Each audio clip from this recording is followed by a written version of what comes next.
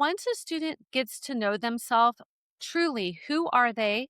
What matters to them and how have they proven it? That's how you go debt free because you know where you want to go, which is going to Yep. save you time and money. You've proven to the university that you know what you want, which is Mm, going to get you in and get you big scholarships. So, mm. starting with the foundation of who is the student and what is important to them will Yep. save you time, money, and debt.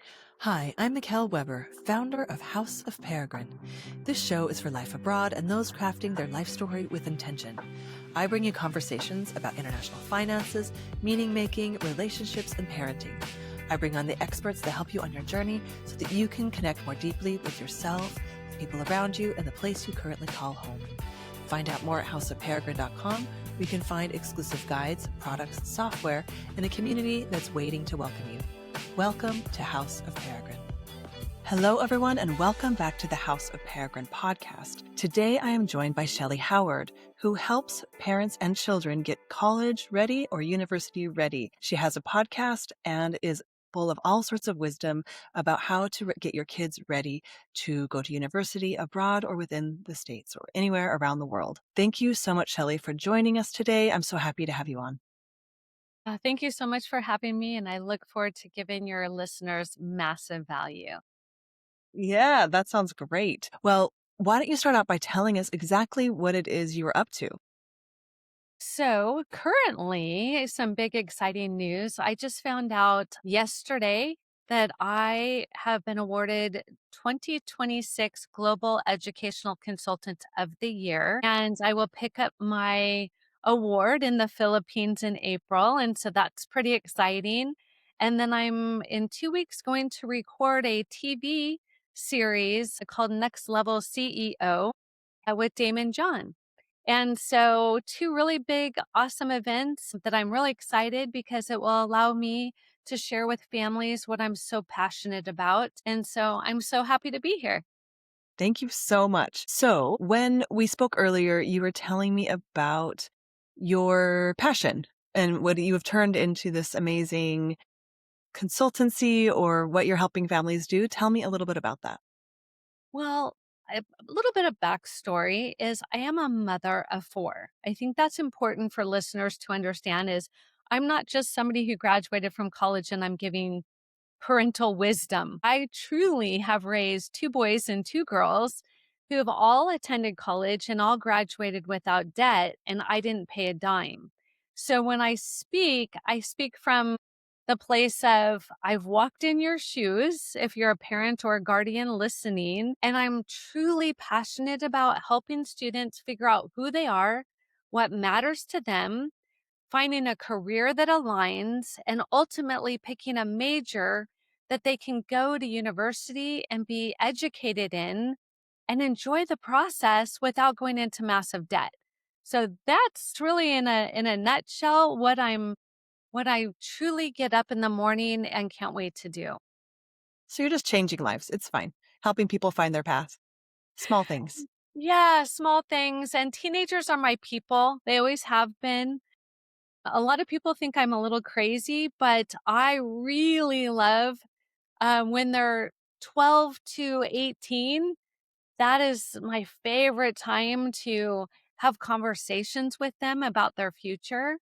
And so that's what I hope to give your listeners today is how do we have those conversations where the teenager is feeling empowered and inspired and really looking to have the life that they set out to live? Yeah, which is really important and also a little bit scary if you're a parent. And so I can imagine with your wisdom with four of them, you have a lot to share. But you said something in there that I think is really important, especially maybe if you're in the US or are from the US, is that college debt is a really big concern. And especially maybe if you're living abroad, knowing how to navigate that, because at least from my friends in the States, I'm from the States, but a lot of my family still lives there, and that's their biggest worry is how are we gonna pay for university? It's even quadrupled since I went to university. The debt that it seems is inevitable. And then when we're staring, I have 2 teens, 1 preteen, and we're going, "Okay, what if we wanna send them to school in the States where they're from?" That seems daunting because at least when I was going to school, you needed in-state tuition, grants, all these things. And so it sounds like you have some good strategies and maybe some insight even for our international families as well. And I think that's important. So I really dove into the international universities 4 years ago. My youngest, so my first went to Harvard pre med and graduated without debt, went on to UC San Diego Medical School, and he is the chief resident at UCLA Orthopedic Surgery. He set the bar really high for the others. Yeah. Imagine following, right? Internationally, that would be your Cambridge or your Oxford, or there's so many great ones. But I like to let listeners know, like, I've had to learn through the process of being a parent.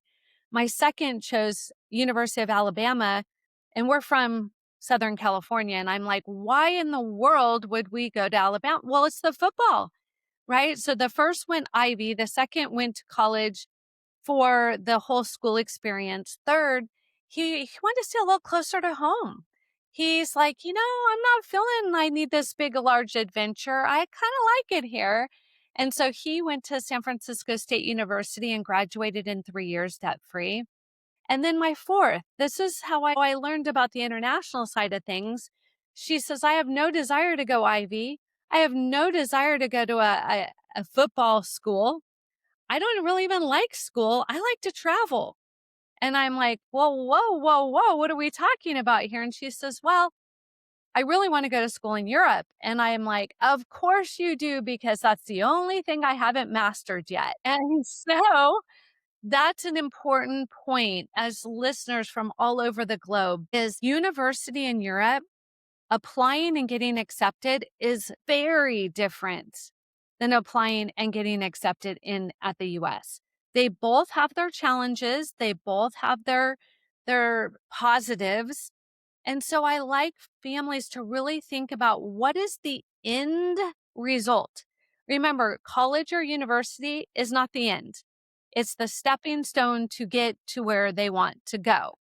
And so, if your child wants to live in the US after university or college, I recommend going to university in the US. On the flip side, if your child is like my fourth and it's like, I'm over the US, I'm ready to head out, we had other challenges like that's a long way for a young lady to be by herself when she's 18. Her father had a big fit, but we got past it. And the nice thing is, she wanted to do international business. She can live on either side of the border. It does not matter. And so for her as an international entrepreneur, she could go anywhere she wanted. And so parents or guardians, if you're listening, really think about the child. I have four and all four are completely unique, right? And that is what I want your listeners to really understand, because if you have a child whose core value is family and they think they want to go across the globe, they don't quite understand what that entails. Because a core value of family is I need to see them, talk to them, be with them all the time. But a core value of adventure or travel or excitement or um I don't know, just a unique core value, they could care less if they talk to their parent every day. Yeah. They are just fine. And that was my force. She's just like, I want adventure. I want something different.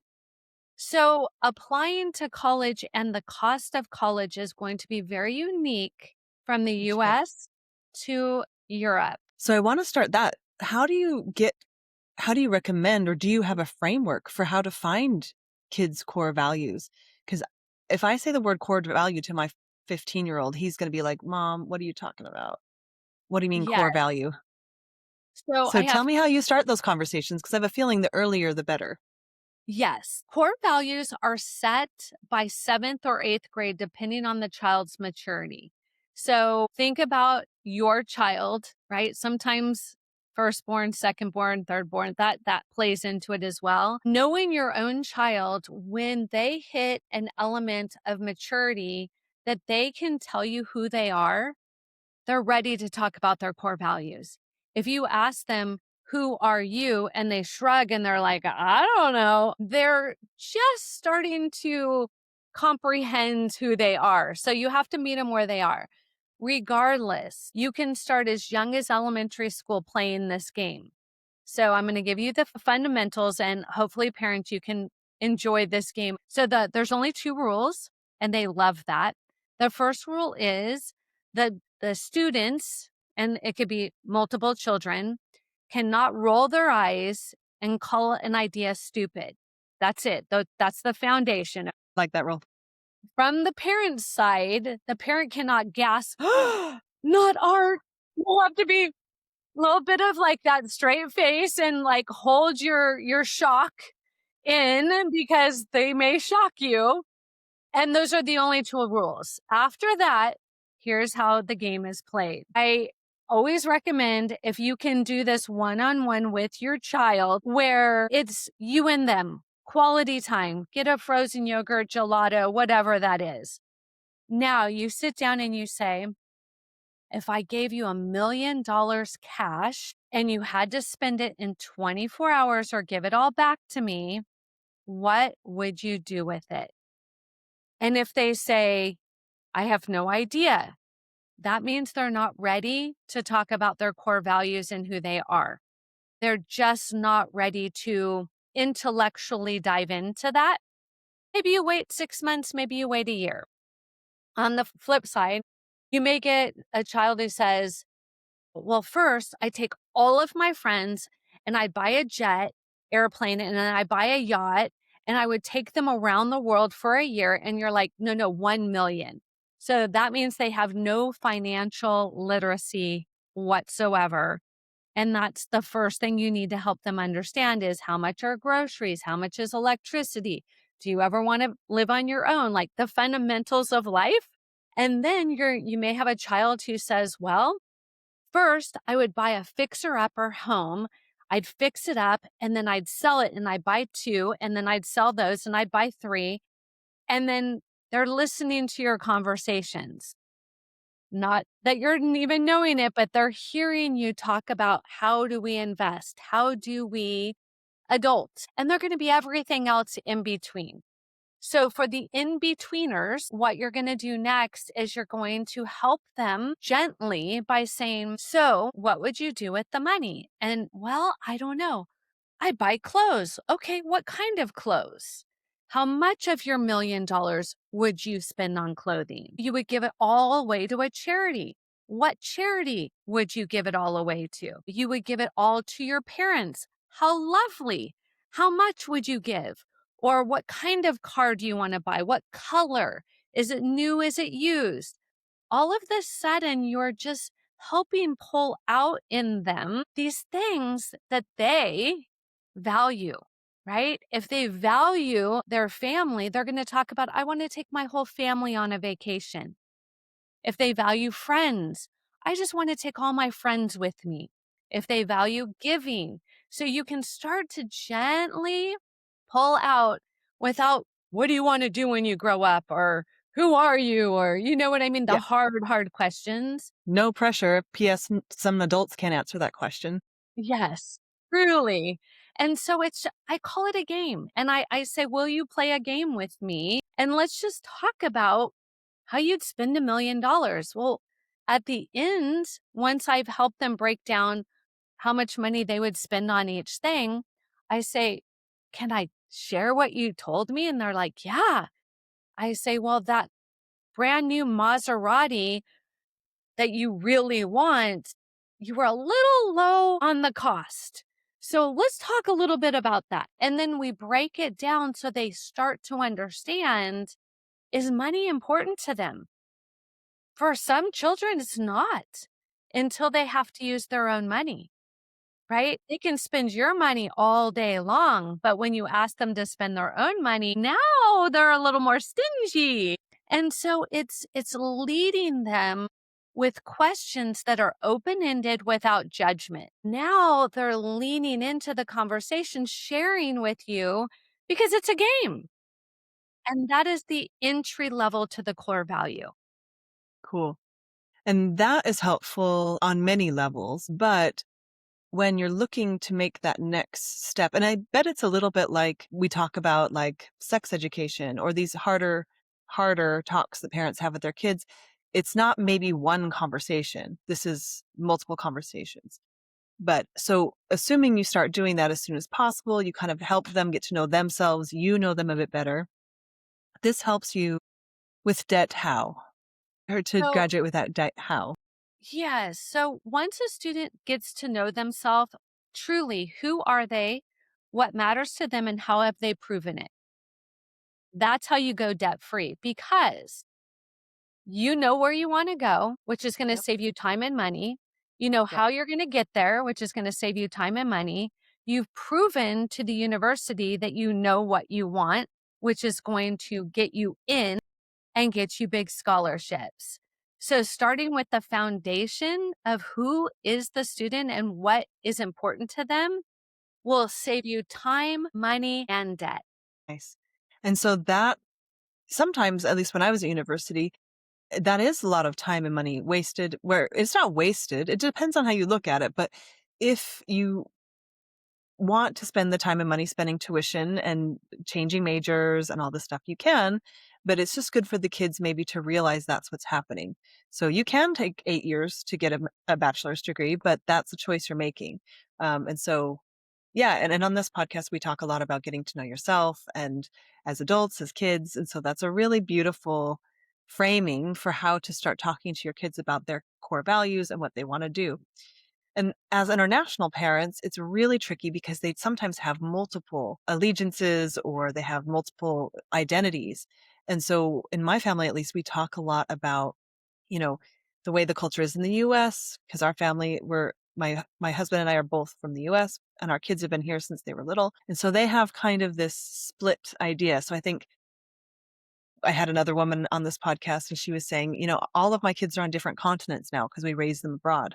And so she said, be careful the freedom, you tell them the world is theirs, they'll take it. But at least for me, I've been excited about that, about offering that to them, but also a little bit scared because it feels like we're in this in between two systems, being from the US.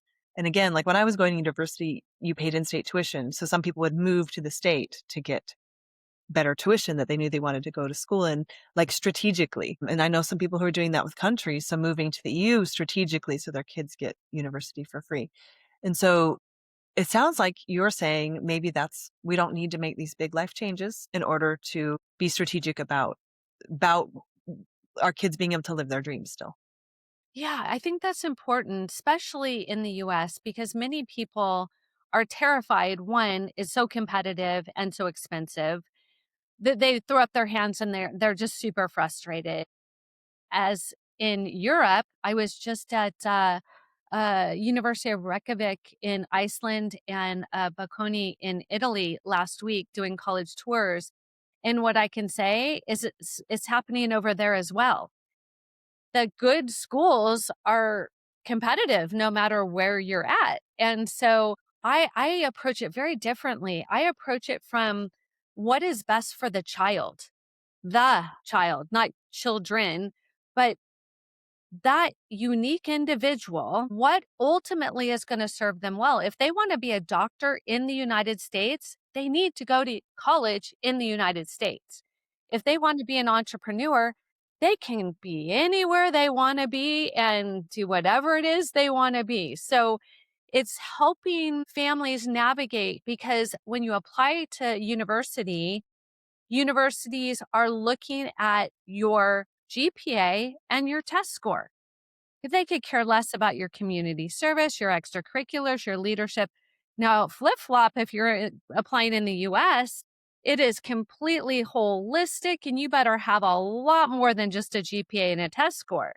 So that's the unique part of understanding both of the beauties of in and out. And I have a lot of students that will apply half of their universities in the US and half of them abroad. And then they look at ultimately what is the best academic, social, and financial fit for me. But that's at the end, not at the beginning. Yeah. Okay, cool. And so so it sounds like the process is a little bit Go from your core values so you don't waste time and energy. So know those values, kind of know where you're going, even if it's just your first degree. Maybe you're planning on getting many, but on this first one, be targeted. You said something important, which is that extracurriculars really matter in the US. Mm. And so that's an interesting point for students who are going to school outside of the US. What do you think? Because at least in the Netherlands, where I am, there aren't a lot of automatic extracurricular activities. And so, what advice would you give people if they are preparing? They think their child might want to go to university in the US. Is there certain, not, I'm sure there's not certain extracurriculars, but can you give us maybe some guidelines that universities favor? So, what they favor is exactly what you're talking about, not the easy ones. They're not impressed if everybody tutors. Any smart person can tutor another person. It's not, wow, that's amazing. They tutored. Or feeding the homeless. That's a very popular, easy one. I tell my students if it's as simple as sign up and show up, colleges are not impressed. You leading others to do something, that is what all they're looking for. So it really comes down to it's better off. You're at an advantage if you're not just signing up and showing up and doing what everybody else is doing. I'll give you an example or examples. So, I have a nonprofit called empowereducation.world where I mentor students all over the globe every Sunday on how to find their passion and live with purpose.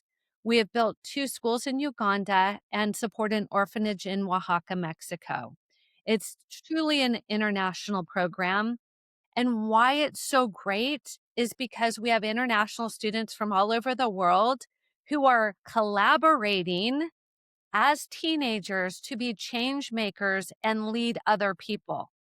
That's extracurriculars that colleges stand up and cheer for because it took somebody's initiative, somebody's desire, somebody's passion, somebody's leadership to make this happen. And so I now mentor teenagers to lead other teenagers to make impact. That can happen in or out of the US. It's just desire. So, directing your desire to bringing people together or doing a task or a project. Do other languages, are those impressive at all? So, if your kid is trilingual, helpful, not helpful? I think it's helpful if they want to do something to use it. I think if they just have multiple languages, I mean, that sets them apart. But if they were going to go into a career that you didn't need any of that, I don't know how impressed they would be versus if they wanted to be, a diplomat or something where they were really going to count on all of that. I will tell you, my 2 oldest, I have a doctor and a nurse, and they both fought me on learning Spanish. They did not want to do it, and I made them do it, and they use it every single day for their career. That is impressive. That is making sense. But I have students who are learning Latin and Chinese and English.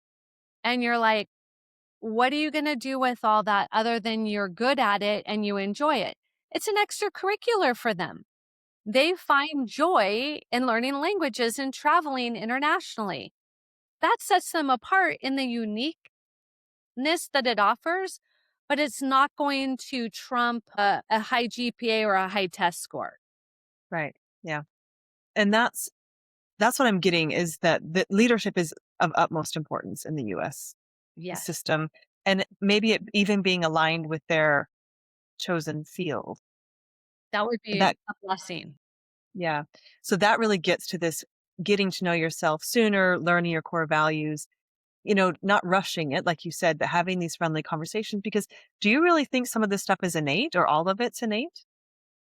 There's none of it that's innate. These kids are on their phone so much, they're looking at everybody's best day, and they think they're an imposter, that they're not good enough, they're not smart enough, they're not enough because this technology day and age is it's competitive to see everybody's best day.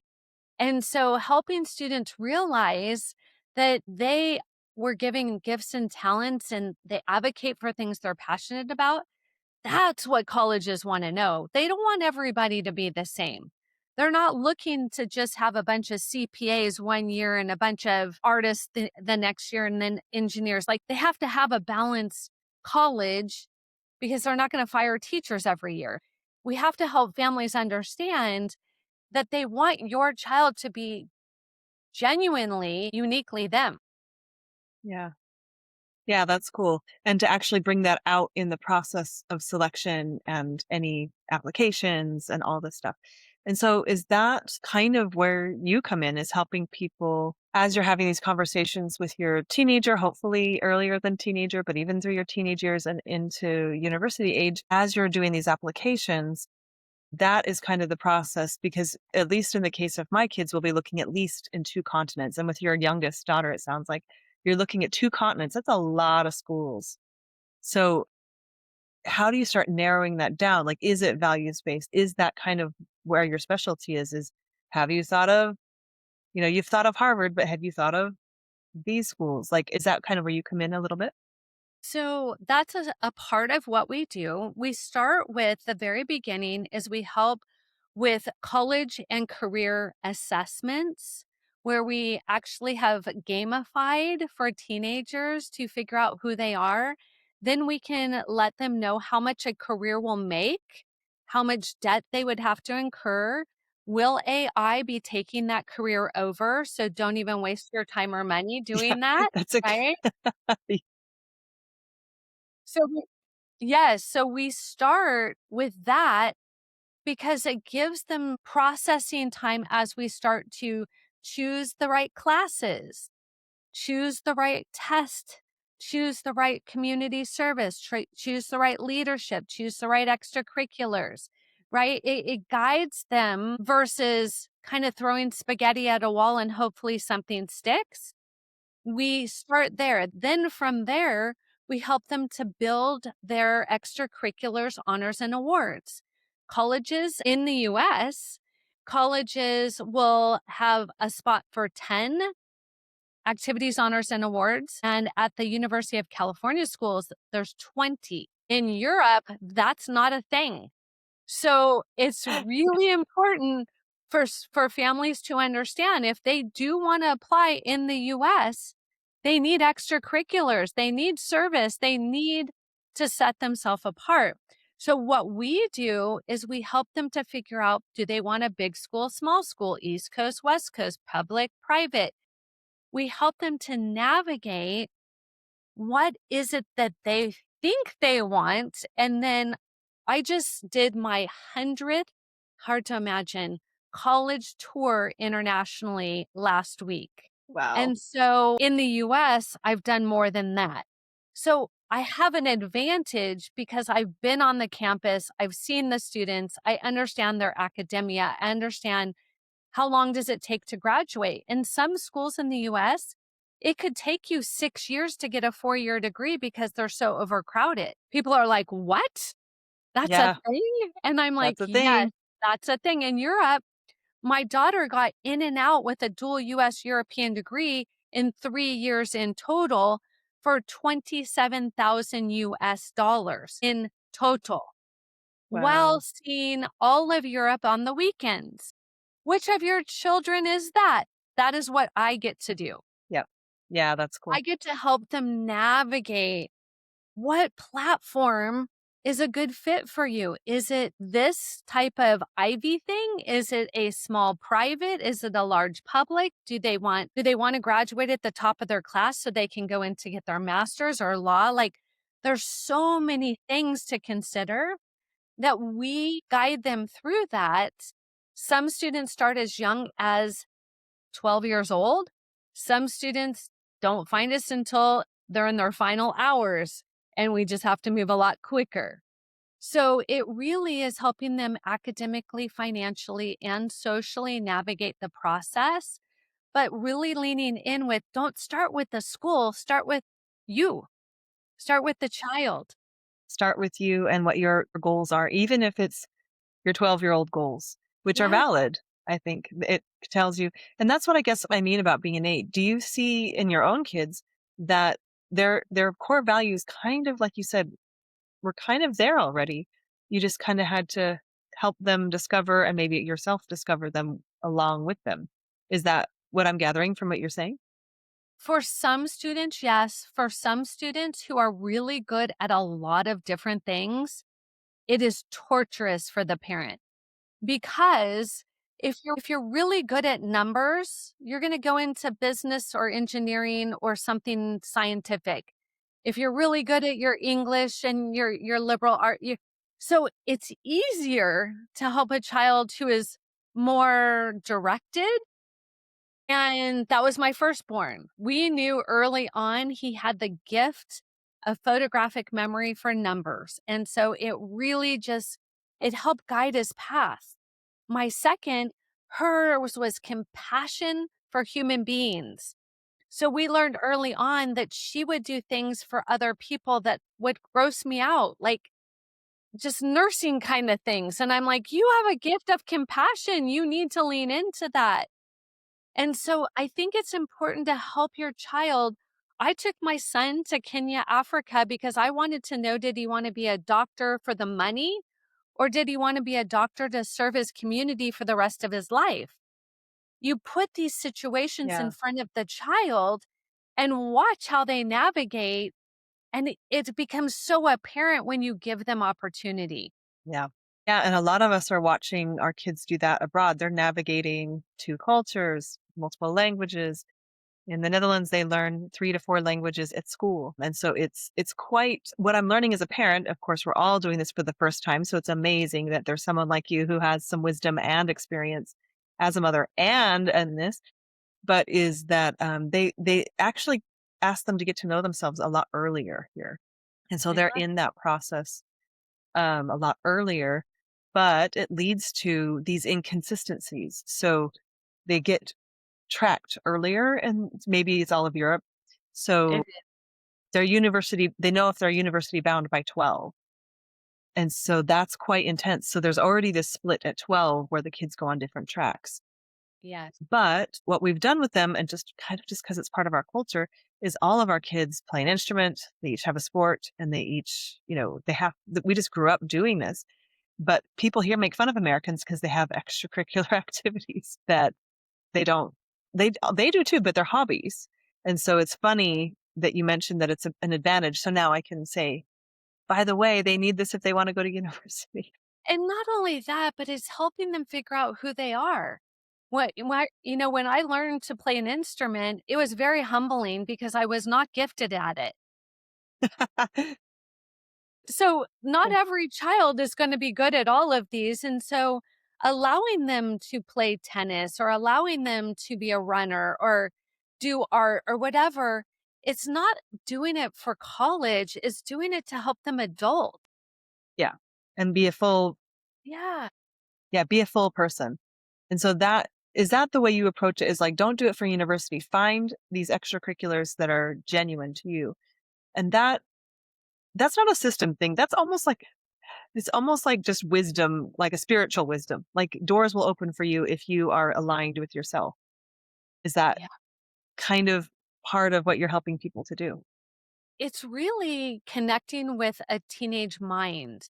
A teenage mind is still so simple. It hasn't been through the years and years of socialization and all of the pressures that we go through as an adult. It's still very just raw. And so I tell them lean into that and it will help navigate their compass to say, this is easy for me. And what might be easy for your child number one may be awful for child number two, like picking up the phone and ordering pizza.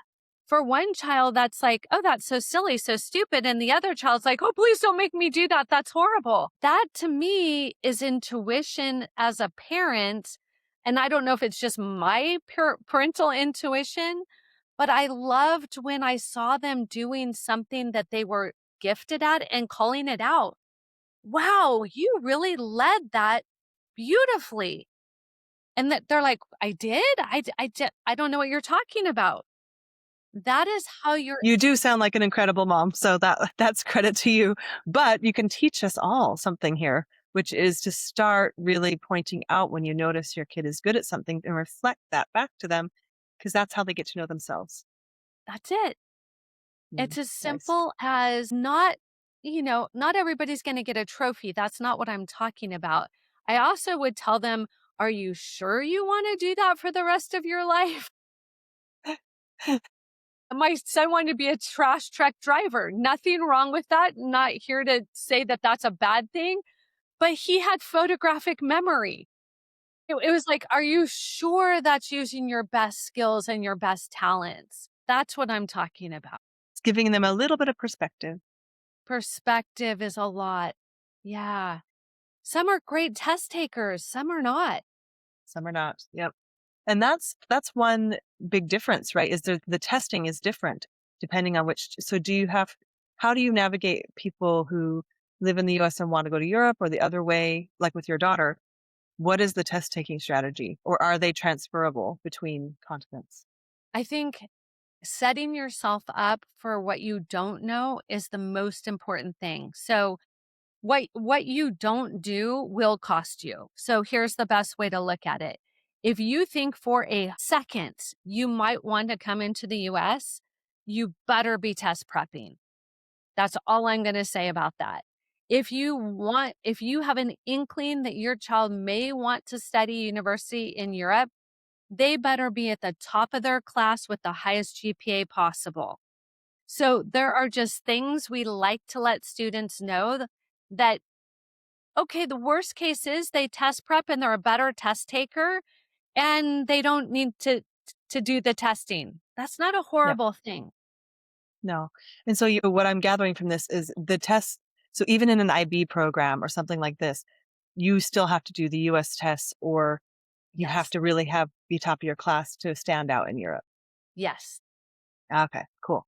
And so if you think, so let's say my 15-year-old thinks he might want to go to the US for university, he would need to take either the ACT or the SAT, depending on his target schools, maybe both.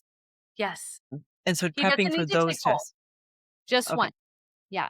And so what we do with our students is we give them a time diagnostic at home exam for the ACT and the SAT, and then we let the numbers prove to the student which is their best test because they have a ton of theories about which is their best test, and none of them are correct. So they've heard or they've researched yes, don't believe any of it, parents. They need to show proof, which is their best test, throw away one of them, focus on the other, have a goal of what test score they need to hit to get into their dream school. That's what we can show them. And then from there, now they have a goal. So you're not having to nag them about hitting the score. They are self motivated to hit the score. Yeah, nice. And that's really important, actually, especially if you're coming from abroad. And with your daughter, was that kind of what she was focused on? She's like, I don't care if my friends are getting C's, whatever, B's, probably not C's, but they have a different goal. My goal is to go abroad, so I need to stand out with academics. And that was kind of Yes. her North Star. It was, and it really made a big decision in where she could apply. In Europe, it's cut and dry. It's like, if you don't have at least this GPA, don't apply here. I mean, Right. they call it straight out. They're not trying to hide it. Like in the US, they're like, well, we have this range, and this range is kind of vague, and nobody really knows. But in Europe, I mean, my Italian exchange daughter, she lived with me for a year, so I helped her get ready. And she's in Italy. And as much as she wanted to go to a certain school, her marks did not allow it. Wow. Wow. Yeah, it could be very insular in some ways. Yeah. And there's no getting off a path. Once you're set on a path, if you've decided that you're not going to go a top tier school in Europe, it's really, I haven't had a student who's been able to get off that path and jump over to the other side. They really pigeonhole. And that's why I tell students the sooner you start this process, the better off you will be. Yeah. You mean in Europe, they pigeonhole kids into staying at that? Ah, interesting. And Oh, yeah. when does that start? Like when When they they apply? ask when they ask them, like, it really starts kind of in the middle school, the middle age when they are like, "Well, do you see yourself as a business person or going into medicine?" Or what they're really doing is they're fast tracking them into a certain program for the university at a very young age, much younger than the US. Yeah, it's I totally see that with my kids. And my kids, I have 3 different kids as well. And my daughter's at a very high level, like university track school. My middle or no, my oldest is at an IB program. And so we don't know what that means. So tell us about what you know about IB, because there's all these rumors in the international community. Oh, it's going out of style. It's not as well regarded. Perfect. So tell us about this because sometimes you might know more than we do. So it's interesting. Again, I'm going to break it down for in the US and outside because it means something different in both areas. So, IB or International Baccalaureate, for those of you who are like, I don't understand the What is language you're IB? talking, Yeah. is very important to know your child. If you have a child that despises writing, do not put them in an IB program because there's a lot of writing and their thesis their senior year will absolutely destroy them as they're applying for college at the same time if they don't like writing. So know your child first and foremost. After that, in the US, there are some high schools that have worked really, really, really hard to become an IB school because it's prestigious and they like to flaunt it and it attracts certain people. And but in all honesty, it's no better than AP, advanced placement. Where it is better is if a child really enjoys reading, writing, and history because it really lends itself well to that child. But if you have a math science kid, it is painful. And I've watched so many struggle through it. So it's knowing your child. And IB is just as good as an AP. The main difference financially, AP equals dollars. If you get a 3, 4, or 5 on your AP exam and you have 3 of those, you're now an AP scholar. And some schools will say you don't have to take any of those classes that you scored a 3, a 4, or a 5 on in college, which could equate to about a year of not having to go to college, which Oh, saves wow. a year of tuition. That Yeah. doesn't happen with IB. So Okay. if you're looking for financially, AP is going to get you there quicker if a school allows you to do it like that. At our Ivies, they don't. So at an Ivy, it doesn't matter if you're AP or IB. It truly doesn't matter. So there's pros and cons, and that's why there's so many rumors out there. It's because it really depends on the child. It comes down to what is better for that child. Will they get better grades and learn more as an IB student or an AP student or a dual enrollment student, right? That's where they're taking college at the same time that they're taking high school and they're clicking them off. So again, what does the child, where are they going to be most successful? That's the program they need to be in. Yeah, and sometimes that it's complex as a universe. If you're in the private system here, obviously you're not in a different language. You're learning in English or in English. You know, if you speak English natively and you're in a private school here, you're usually in English, and so that makes it less complicated. But in a lot of people's case, especially since a lot more people are choosing to move abroad, not for jobs, just for lifestyle reasons, a lot more people are putting their kids in public schools that they are learning in their second languages. It's a very big trend because then the tuition is free and then they just have to learn the language. And as young kids, that's easier. But as they mature or you don't know your future, if it's uncertain where your family is going to be, say after a decade, because there's a lot of complications with visas or aging parents or jobs. There's a lot of things, pressures and different things for international families. That's when this choice starts to become, there's these points. And my family hit one when my oldest went to middle bar school. So it was like, do you want to go to university here? Then you should choose this type of school. If you think you might want to go to school in the US and you might be doing your tests, because he's 15 now. So he chose an IB school that he could study in English for 3 years. And so then he could be educating for the first time in school in English, even though he's a native English speaker. And so they're pressure points for everyone, parents in the US, parents around the world. But as an international family, there's these pressure points where you really need to have this insight you're giving me as soon as possible. And so that's why I love that you're here, because there are a lot of these things, and there's a big shift in the international population, especially in the last 8 years that I've been abroad. Is it used to be you're here for a job, maybe, but there's just a lot more people that are like, we're here for as long as we are having fun. People are moving for their values. And Uh-huh. so that is a totally different way of approaching things, which is super simple when the kids are little. And then it gets a lot more complex in these little moments of pressure. And often the local schools don't understand your plight. Like I said, there's no extracurriculars. My son's teacher told me, why do you have him doing all this stuff? He's a kid. And I'm like, well, I don't know. It's our culture. We weren't doing it for university, but because they don't have football, basketball, they don't have sports in school usually. And so these are things to really be aware of, even if you don't know where you'll end up, is to have your eyes on these, not only your kids' values and your location, but what these ecosystems are, how they're different. That's such good insight. And so what I have from our conversation so far, and I know we don't have unlimited amounts of time, is know your kids' values, know their core values, and get to know them as early as possible. Do the testing you think you'll need to do, prepare for it, even if there's a possibility. And then what else? Is there anything else we should be talking about?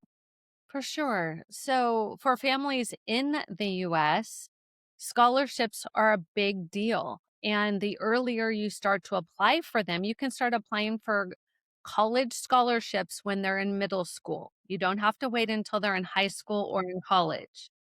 I did not know that. Most families don't. So, This is yeah, breaking news, Shellee.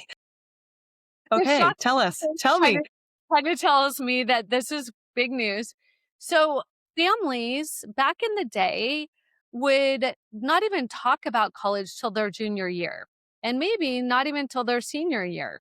But it wasn't half as competitive and it wasn't half as expensive. Now, because it is more competitive and more expensive, we've had to start having these conversations earlier. So they can start applying to independent scholarships when they're in middle school, which will go for college tuition all the way through college. They can be applying. So, middle school all the way through college, they can get free money. There's buckets of money in the US. There is institutional money, which is if you get in and they want you, they will throw money at you. There is independent. If you have green eyes and blonde hair, there's a scholarship for that. They have some really random ones, $10,000 if you're a vegan. Like there's some really random ones. Then if you're in the US, you complete what's called the FAFSA. And that opens up the world of scholarships, free money. The FAFSA looks at the second semester of their sophomore year in high school. So if you're waiting until your junior year to talk about this, you just missed out on a ton of free money. So these are the things that make it very unique. The other thing is going from the US to Europe, there are some schools that are very inexpensive for international students to attend. And then there are some that are not cheap. There are some that are quite expensive. So it's not one way fits everything. And I've written two best-selling books, and my last one was The College Admissions Plan Simplified because it has become so complex. And now if you add both international and US like I did in my own family, like it's twice as overwhelming and twice as frustrating. And I I I I feel for you because I lived it, but either way you go, it is important to think about the whole process, not just put your head down and just kind of hope it all happens.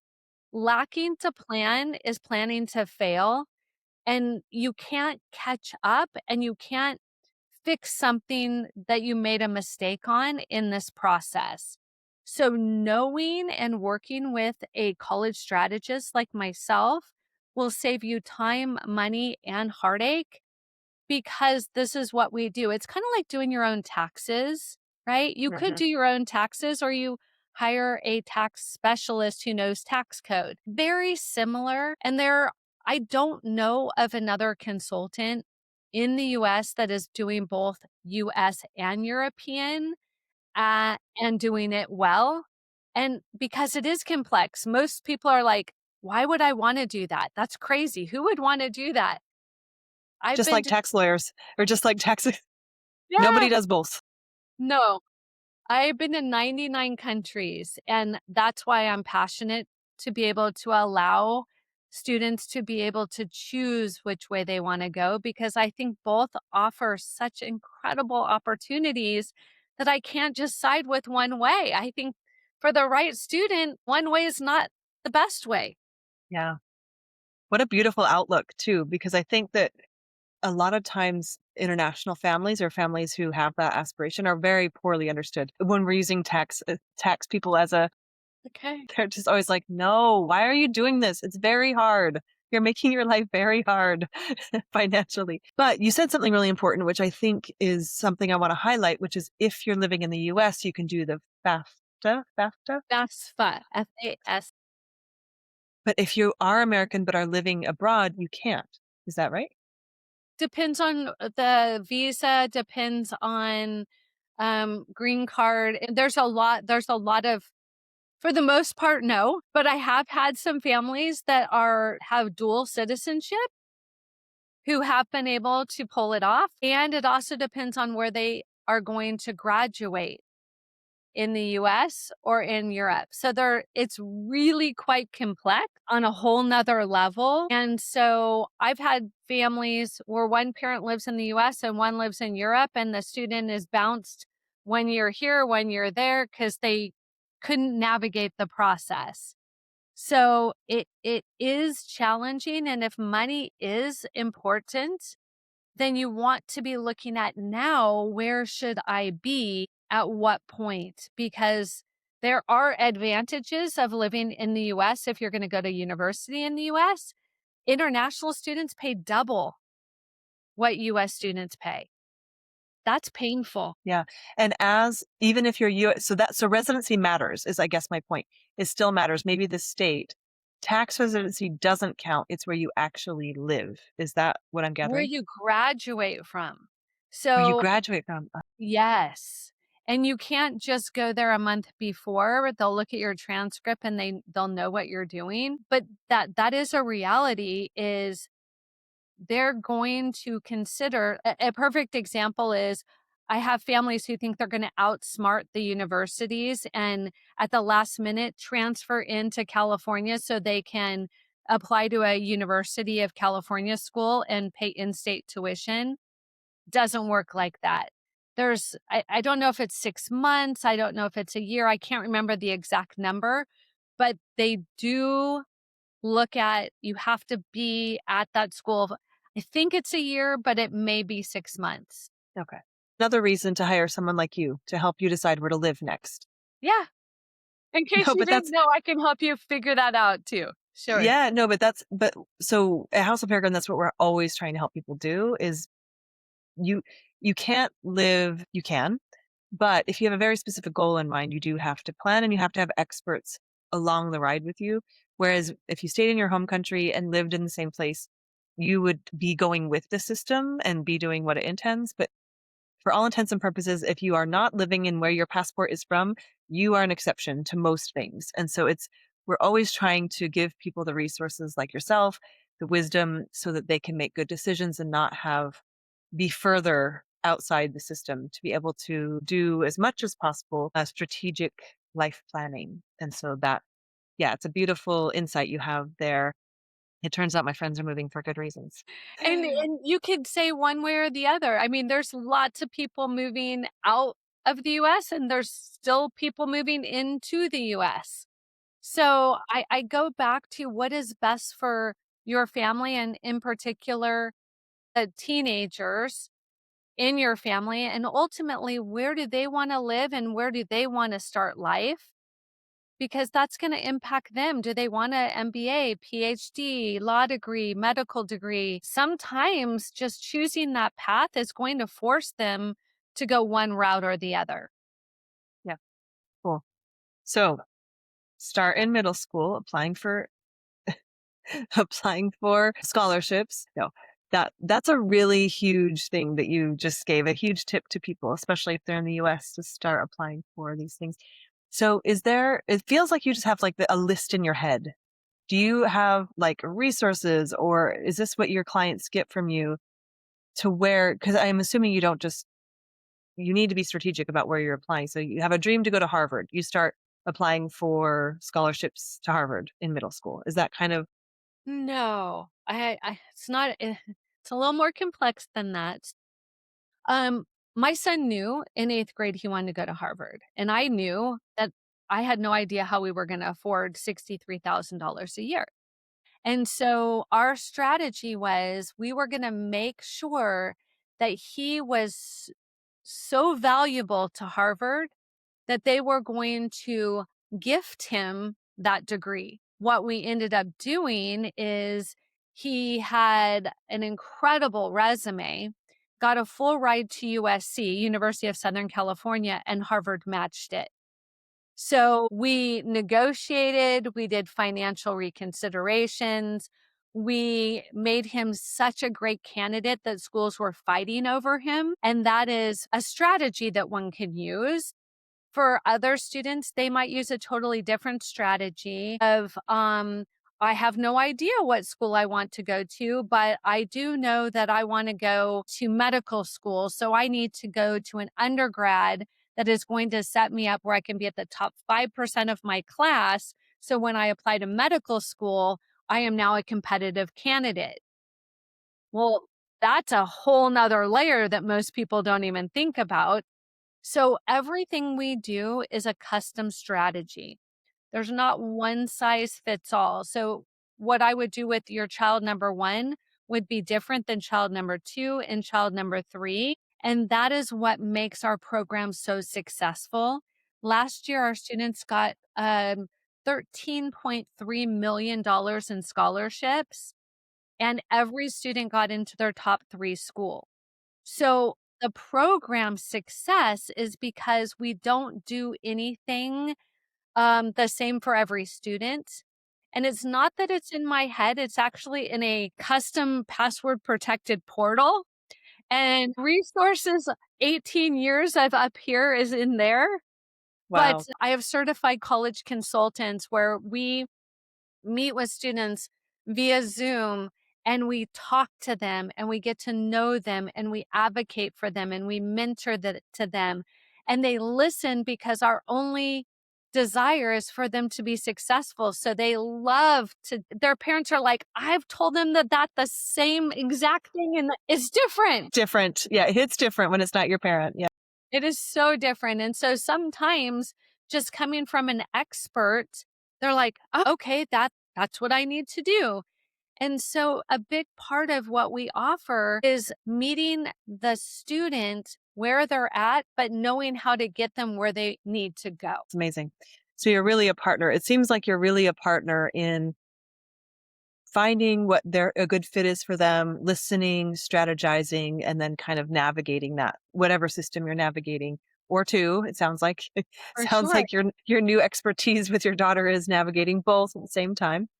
Yes. But yeah, that's beautiful. And it's such like I said, usually as an international person, having these types of people on your team is just, you have to do it. You can't know everything. So I really love that you have experience in both. I wanted to talk quickly. You mentioned briefly about the charity that you're running. I wanted to talk about that really quick, if we could, and then we'll end with telling people about your books and then where they can find you if they want to maybe work together.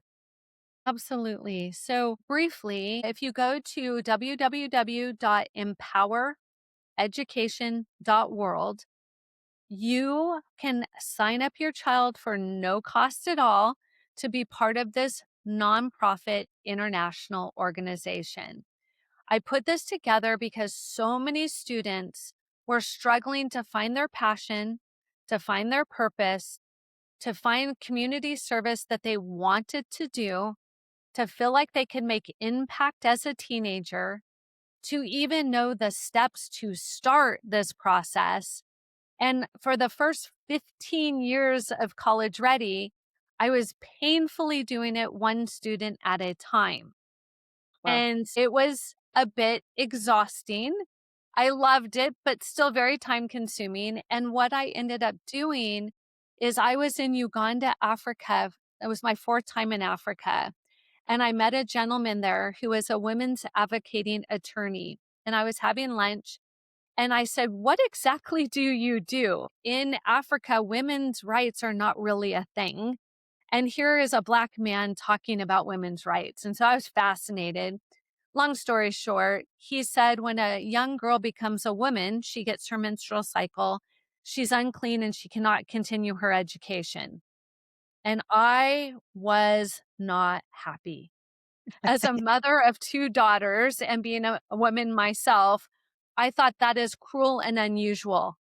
And I said, "What can be done?" And he says, "Well, we can build a school where they can live in and we can educate them." And I said, "Well, what, why don't you do that?" And he says, "It costs money." I said, "How much money?" He said, 6,000 US. And I wrote him a check. Wow. And that's how it got started. And so Wow. now my students have raised over $48,000 and they've built 2 classrooms. They're doing amazing things, and they get to meet Yona straight from Africa and see the children and watch their progress, and it's just a beautiful thing, and the students get to work with other students who share the same passion of art or science or sports and make impact together, and it's such a cool place to just allow them to step into anything is possible. And I get to mentor students and help them navigate that process. Sounds fantastic. And congratulations. That's a really cool story. And Thank now you. you're not doing it one by one, and you're actually personally, in a way, making more impact, which is very For beautiful. sure. For Yeah, sure. cool. Yeah. And So so, feel free to go to that website. yeah, perfect. We'll put that in the show notes.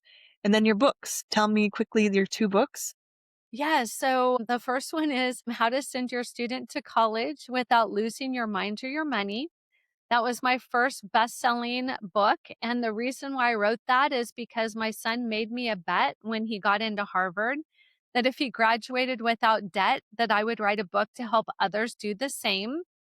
And Wow. he remembered, and I didn't write the book. So I had to stop what I was doing, life, and write the book. So that was my first one. And then my second one I just wrote is called College Admissions Plan Simplified because I feel so heavy hearted listening to all of the social media platforms on how overwhelming this process has become for families that I just wanted to give them a step by step timeline. Both books can be purchased on Amazon, and you go to https://bit.ly/crbook1. And I'll put that in the show notes as well. And the other one's book two. But if you go to Amazon and just Google or search, they'll pop up. They're the only ones with that name. And so the other thing I would like to gift your listeners is 30 minutes where I can answer their individual questions. They might have a question about finances or this child or whatever. And all they have to do is go to www.collegereadyplan.info, collegereadyplan.info, and it will take you right to our calendar. You schedule an appointment, and we give you a checklist to show you how ready your family is for college. Wow, that's great. Thank you so much. Be prepared to get a lot of people who are very confused about life from us. But I think it's really beautiful that you've had this experience as a parent now as well as with your clients because I don't know, I think the international community is pretty great. We just sometimes the tax people get mad at us because we're complicated. It But is complicated. It is. yes, but so I'm just going to say, if you need to know where you're going to move next, call Shellee. No, I'm kidding. But to be, in all honesty, in all frankness, having a college or a university consultant like you, I think is probably worth its time and investment from an emotional and also a financial standpoint. So please, if for our audience, if you're navigating these things, reach out to Shellee. She'll get you in the right direction. Is there anything else we've missed in the last minute or two that you want to talk to? I would recommend don't wait. Don't procrastinate on this one. If I can encourage you, the longer you wait is the less money you'll receive. 18 years of doing this, the people who have these conversations, going on college tours like you would a museum or an art gallery, just walk on campus, explain to your children, intellectual curiosity. Get them on board so it's not another thing they have to do, but really inspire them about how life opens up, the more opportunities that they have. And college is just one of them. It's not the end game. That's beautiful. That's beautiful. You've given us so much today. I really appreciate you coming on. I'm very, very excited for our community to reach out to you. And thank you, everyone, for listening and for coming on and listening to us today. I hope you've enjoyed, Shellee. And please feel free to like or share this podcast if it's been helpful for you. And we will see you next time. Okay, that's it for today. I hope you've enjoyed our show. For the latest insights on living internationally, join us at houseofperegrine.com to find out how you can connect with our community. Let's craft our life story with intention together.